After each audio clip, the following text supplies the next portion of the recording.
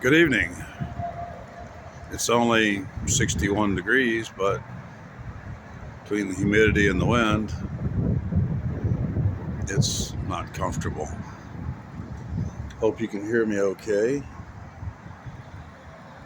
Uh, the other day I called our old constable, Troy Pale. I can say his full name. He's was a public figure, still is. And told him I don't think I'm coming back. I don't like my new neighbors. That actually started with Jack Stiffelmeyer.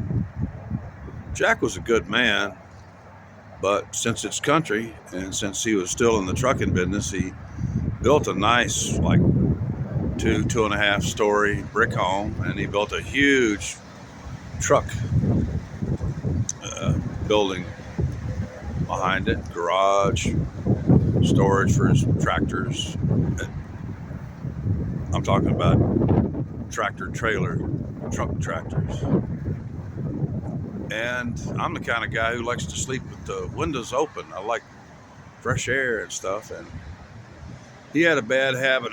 He and his brother had a long time. His brother, I have a super low opinion of. And he had a bad habit. Actually, even my neighbors would be running the air conditioning and stuff and were farther away. Admitted he was a pain in the ass. Often he'd come in at 2 o'clock in the morning with a load of drill pipe that he had got a bargain on somewhere, because drill pipe is worth a lot of money. It can always be rethreaded and stuff like that. And it'd be a one-man operation. He'd roll them off, clang. It was like, sometimes it'd take him an hour. Sounded like the biggest church bell you ever heard. Clang, clang, clang. The sound would carry for miles. But it's his legal right to do that, and we had to put up with it. Then about 15 years ago, I had a guy move in named Terry Malone. He just bought 50 acres from his wife's cousin, E.J. Moser. But in that 50 acres, he built a pond. He put up, did all sorts of, spent a ton of money clearing all the brush because it was part of a runoff. And actually, Jack bought that property in order to catch the runoff from the east side of my hill. On the top of the hill, it runs off and begins Beard Creek, and it's not spelled the way you think it's spelled. They threw in like an extra I in there and the Beards were actually my cousins. That's where the Beard Creek begins. Was right on the edge of my property and coming out of my pond. My pond that nearest the house was. So Terry Malone bought, because the man's annual net was somewhere around, he was in the metal fabrication business. He was usually netting somewhere in the neighborhood. My best guesstimate was about $25 million a year. And so he bought this property, pumped a lot of money into it, built an architectural steel horse barn. It even had an apartment in it, all air conditioned, everything. And I think pretty sure he planted like some, 20 or 30-year-old live oaks up front. Seeded a type of grass in there. And I think he had a couple horses on it first, but then he also had already actually begun. He was actually pumping so much water because he filled up the pond and he was irrigating the whole place. He just was endlessly irrigating, which you can't do that. And he bought a couple of llamas.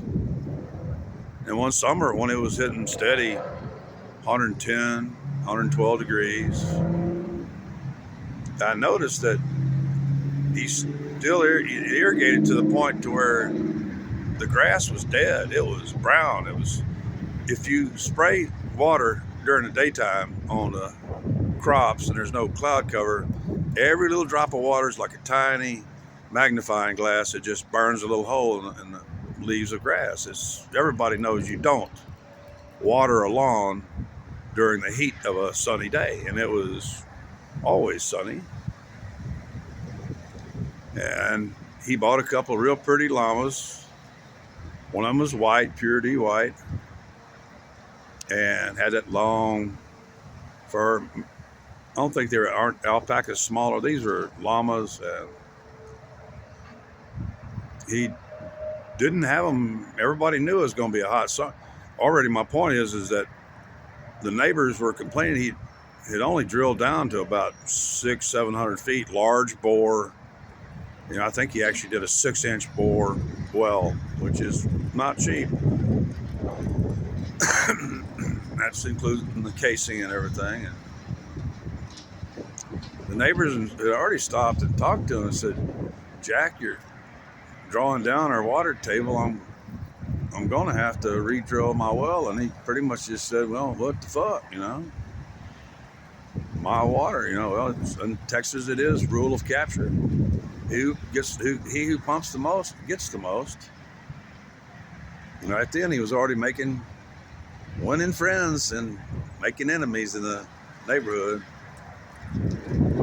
And hot summer was coming up. I was keeping an eye on him myself. I'm going like, why didn't he shear them?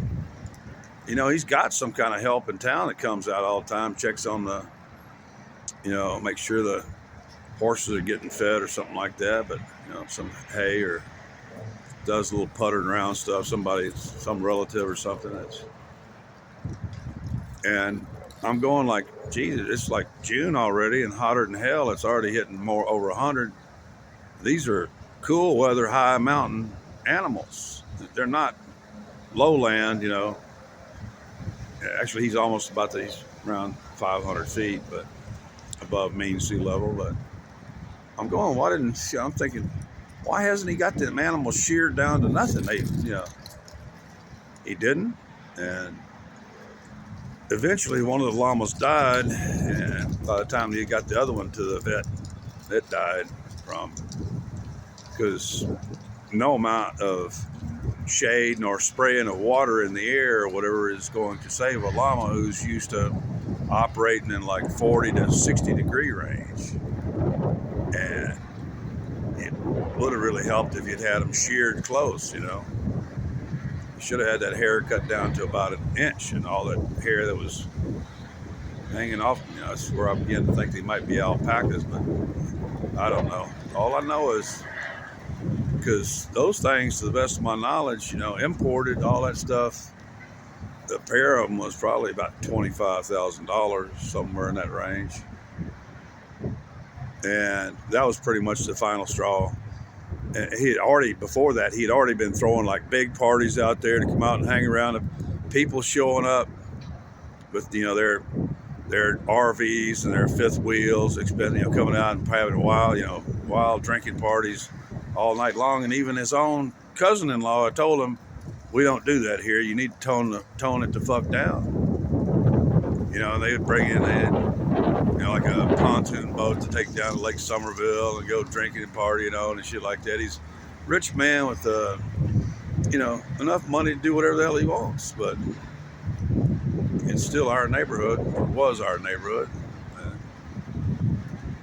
After them llamas died, and after he pretty much drew down everybody's well around him, those people, lower down in altitude and with shallower wells, because in some places around there you only got to go down 25 feet to get usable water. Stuff not necessarily drinkable, but can be filtered and drank. It's some spots you got to watch out, because if you don't go past 100, 200 feet, your well water is going to be full of iron ore and sometimes coal and some natural gas. But anyway, that's kind of the brief story of the way my neighborhood was going. We were getting kind of all these people that are kind of used to the city life, and all of a sudden had the freedom to just kind of do whatever the fuck they want out in the country. Now, Jack, he was used to living in the country and knew that he could get away with it. Nobody would really fucking, waking everybody up at 2 regularly. It would be about 2 o'clock in the morning, clanging it. Please, a 35-foot joint of drill pipe is about the same weight or heavier than any fucking church bell ever made. And when it clangs, you hear it for miles. And then Terry Malone draws down the fucking water table and lets 2 expensive llamas die out in the fucking heat. So, yeah, I don't know if I want to go back, because that's the kind of people that are moving in all around me. So, yeah, fuck both y'all guys. And used to love my hill. Spent most of my, really the most time I've ever spent anywhere has been on that hilltop. So, don't really care if I go back, because thanks to Terry Malone's wife, she's skinning pretty good in the divorce. She got that property, and I'm sure a fair amount of cash too, and maybe some other properties. She really never came back much. He did all kind of stuff. Yeah, well, them fancy cast aluminum anodized gates and stuff like that. Oh yeah, he was the first one in kind of the neighborhood to begin the trend of putting in a 7-wire fence with 100-year posts. You know what I'm saying? Essentially, all you got to do is restring that wire about every 20 or 30 years, and the post will last for 100. So he sunk a lot of money into something and just ended up pissing off the neighborhood, especially by abusing the water table. And then to people that really love animals, like me and my neighbors and shit, letting 2 llamas die right there in public, right on the, because they tended to hang out close to the front of the property. They didn't die off in the back somewhere where nobody could see them. They died in plain sight. So, Jack Stiffelmeyer, I kind of forgive you, but fucking Terry Malone, you were pretty much given the word that to get the fuck out, and you did get out. Your wife ended up owning that property, and so that's the kind of assholes that are moving into my neighborhood. I'll let you go with that. And at people like that, I just want to say, fuck you.